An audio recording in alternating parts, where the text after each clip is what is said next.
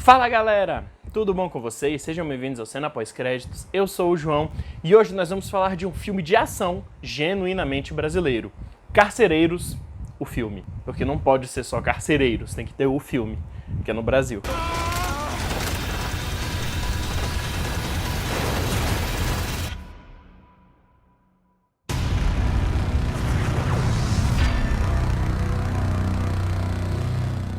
O filme é baseado na série de mesmo nome, que por sua vez é baseado no livro homônimo de Drauzio Varela. A ideia do livro é mostrar como vivem essas pessoas, como os carcereiros se relacionam com os presos, e é um contraponto ao seu livro anterior, que é o Carandiru. Adriano é um carcereiro íntegro que tenta manter a tranquilidade no presídio, mesmo vivendo grandes dilemas familiares. Tudo muda quando Abdel, um perigoso terrorista internacional, tem que passar a noite no presídio. As tensões aumentam e o presídio acaba sendo invadido. Se você tem apenas o filme como base, todos esses grandes dilemas familiares são alguns poucos diálogos expositivos que a filha fala. Ela conta pra ele o que aconteceu com a mãe dela, sendo que, ele sabe. E umas duas cenas totalmente avulsas que ele tá conversando com uma psicóloga e que isso acaba não influenciando em nada no filme. E existe uma diferença gritante na primeira parte do filme e na segunda. Enquanto você tem um primeiro ato, digamos assim, com planos mais longos, a câmera mais parada, momentos mais contemplativos, falta de diálogo, alguns usos interessantes da fotografia, como por exemplo lens flare, e uma mudança no foco para deixar desfocado, porque, querendo ou não, se você está dentro de um presídio, qualquer luzinha vai te deixar meio cego, sem entender o que está acontecendo, porque você está acostumado a um ambiente opressor, sem luz e tudo mais. Nesse primeiro ato, também há uma tentativa de estabelecer personagens, estabelecer a relação entre os personagens e as dinâmicas de poder dentro da cadeia. Inclusive, tem uma narração que só acontece no começo do filme, ela nunca mais volta, que faz analogias de como funciona a prisão e um Estado, por exemplo. Ele tem esse tipo de analogia. Tem também uma pequena preocupação em estabelecer a moralidade, como funciona o código de ética dos encarcerados. E isso realmente é interessante. Acontece que aí chega a segunda parte do filme e ele vira e fala: é um filme de ação, vamos dar uns tiros. E o filme vira um completo desastre. Toda essa construção do primeiro ato, não é nem um ato, mas esse primeiro momento do filme é jogado pela janela. Nada que é estabelecido é importante. Com exceção da presença desse terrorista internacional, nada mais importa. Parece realmente outro filme, porque começa a ter um monte de cena de ação que você não entende o que está acontecendo.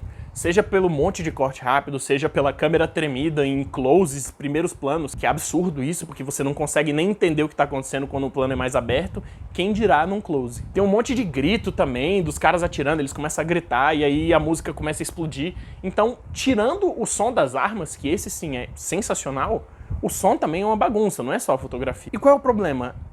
A ambientação do presídio é muito legal, as armas são realistas, os sons das armas são realistas, mas nada disso adianta se você não consegue entender o que está acontecendo na cena. É meio contraditório, Você gastar nisso tudo e você não sabe o que está acontecendo. Um outro problema é que absolutamente tudo que avança a história nessa segunda parte do filme acontece por acaso. Não existe uma progressão lógica.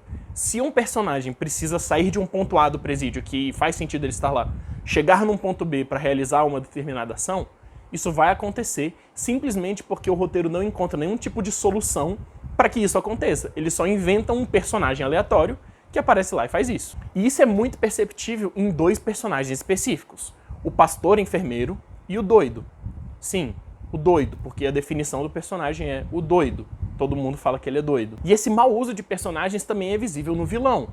O vilão tem pouquíssimos diálogos, ele não é nenhum tipo de ameaça, ele fica de costas a maior parte do tempo, ele realmente parece que nem tá lá, ele não é uma presença considerável. E também tem, se eu não me engano, eu contei 5 planos que são subjetivos, como se fosse um jogo de videogame, que você olha a arma, como se fosse em primeira pessoa. Acontece que, visualmente esse plano não faz sentido, porque o foco tá na arma e não no cenário, então é como se o cara estivesse olhando pra arma mesmo, focando na arma e não prestando atenção ao redor, ao invés de olhando através do visor, Mas o maior problema não é nem como ela foi executada, é porque tem esses 5 planos completamente jogados, eles não combinam, eles não têm uma relação lógica com o resto do filme, porque nunca mais existe câmera subjetiva, só nesses poucos momentos. A trilha sonora no começo do filme é muito legal, ela consegue te ambientar bem esse ambiente opressor, essa coisa horrorosa que deve ser um presídio. Ela dá também um pouco de dinamismo no começo do filme, E aí, nessa segunda metade, o que acontece? Ela fica completamente aleatória, não combina com nada e fica maluca, fica completamente uma bagunça. E uma outra coisa que, tudo bem, um presídio não deve ser um lugar fácil de você transitar, deve ser bagunçado, uma geografia confusa. Mas nós estamos vendo um filme e não existe nenhum tipo de lógica na geografia do presídio. Tem até algumas cenas que a gente vê através de imagens de câmera de segurança, tem personagens assistindo esses vídeos, e o que acontece? Tem uma legendinha no canto dizendo onde que é. E a legenda não é coerente entre si. Os caras ignoram para inventar uma tensão. Por exemplo, tem uma cena que tem o corredor número 3 e a câmera tá mostrando o corredor número 3. E aí corta pra câmera mostrando o corredor número 5. E aí o personagem acha que os dois vão se encontrar, só que não.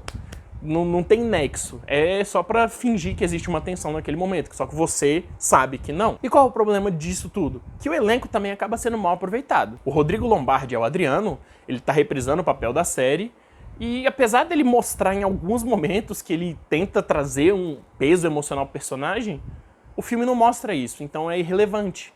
Ele tem uma fisicalidade, ele tem que se esconder, ele tá nervoso de ter que usar arma, mas o personagem é mal aproveitado, não é culpa do ator. O Kaysar Dadur é o Abdel, ele também é muito mal utilizado, ele aparece pouquíssimo.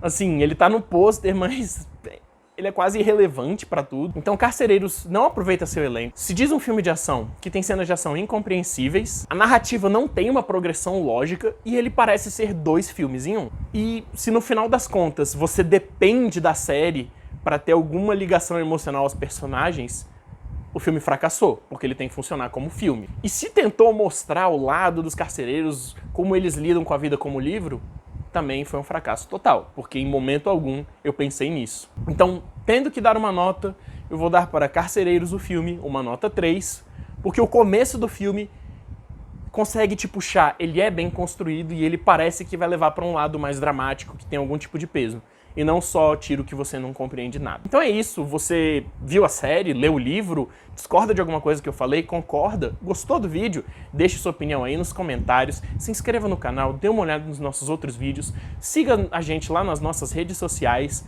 Muito obrigado, até a próxima e falou!